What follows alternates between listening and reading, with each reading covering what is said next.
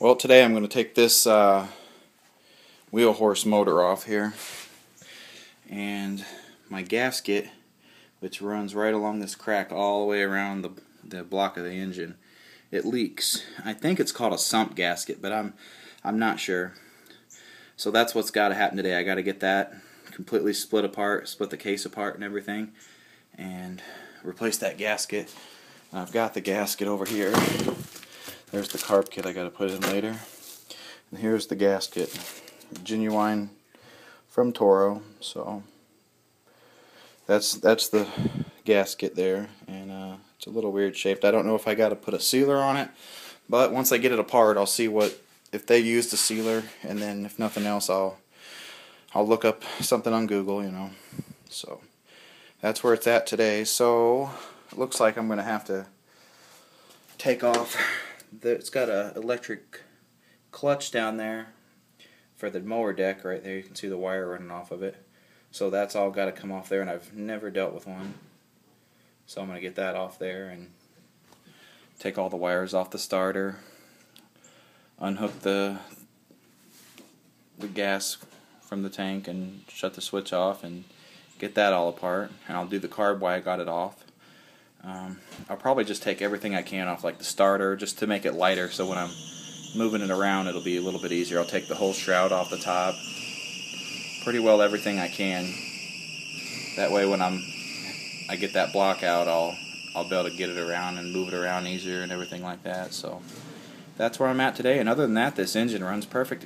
It leaks oil, and I didn't realize it until I changed the oil and I put brand new oil in it. And you can see it's run out all there, and it's just all the way around that gasket. So that was a $25 gasket, but you know, it'll be worth it in the long run because everything else on this works. And I got the deck right there, and it works perfectly. Just got put some new blades on it, and I got the blades for it up here. I got two of these original.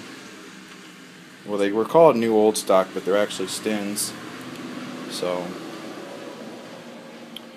I'll replace them once I get everything else done and get this motor back together. I'll worry about getting the deck on it and the blades put on it. So that's the project for today. You can see the hood there for the Wheelhorse. So this is I think it's a 1988 211B is what it is. So, and it's a nice mower. I love the steering on it. The steering is it's so sturdy. It's not like anything else I've driven, so it seems pretty well. Plus it's got a cast iron front end up here. You can see that it's not a stamped axle there. It's cast iron, so it's a really, really nice tractor. So I picked it up pretty cheap. So there we go. I guess we'll get back when I got the motor out, and I'll see about splitting the block apart, and we'll get back to it then. Alright, well, it took me about 20 minutes to take that out.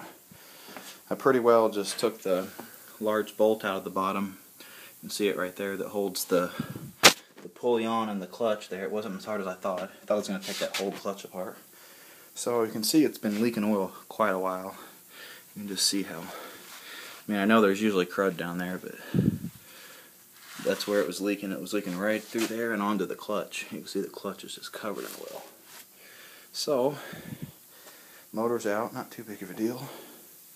Now, I got it up here, and I'm going to drain the oil. I probably should have done that already, but I'm going to go ahead and do it now. Set it up straight and drain it out. And there probably isn't much left, considering it's been leaking since I changed the oil for about 2 weeks till I could order the part. So, drain the oil. Probably going to take the carb off, just so I don't mess anything up. And then we'll see about taking these bolts out and replacing that gasket. Stay tuned.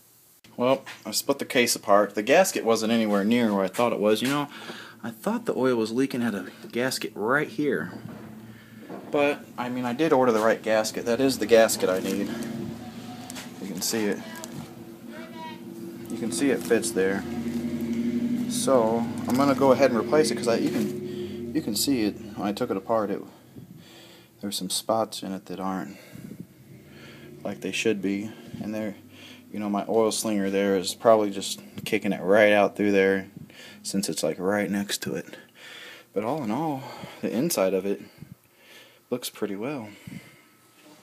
And I don't see any chips of anything. And here's where the bottom of the block was, where anything would have went to, and I don't see anything.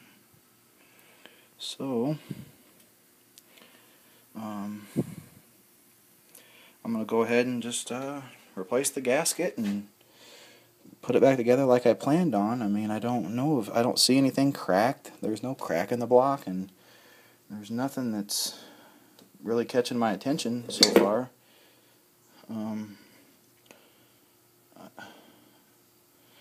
I guess I'll clean this bottom plate up really good, make sure there's no fine cracks in it or anything. But it seemed like it was leaking just all the way around. So, and the bolts I took off didn't seem very tight. I mean, I know they're not supposed to be tight because this is, you know, just aluminum, but they didn't seem too tight. So when I put them back on, I'll try to torque them to spec and see how it goes. So there it is. Stay tuned. Alright, so we're still out here with the Wheelhorse. I'm getting back on it now. I finally got my bottom end seal. That seal there I'm replacing. Here it is. Just to make sure this is the last time I take it apart. So there's my new gasket on there. So now I'm gonna pop this one out. I think I'm just gonna rip her out with whatever I can do without messing up that lip at all, without even touching it preferably. So I'm gonna do that, and then slap this back onto there, and then I left the carb on there just because I thought as long as I didn't bump it, it'd be fine. So then I'll take it apart, and I've got a whole carb kit to go in that next. So there's the part number for my oil seal. Can't see it. Anyways, I'll get that together, and we'll slap that on there, and then I'll do the carb. Then maybe today, maybe not, we'll get this back together. Then all I gotta do is get those rusty bolts out of the bottom of those mandrels and put the new blades on. Stay tuned. Well, here it is, all back together. I got my new gasket in there, and I just ran it and mowed with it for about 20 minutes, and I have no leaks. So that's a good thing. The engine's running good, it's idling good. I got my new blades on there, and man, does it mow good, and it mows quiet. It is not loud like a newer, like a 94 or 95 Craftsman I have with a 42-inch. It's so freaking loud. And this is like a little 37, I think, and it is just so quiet.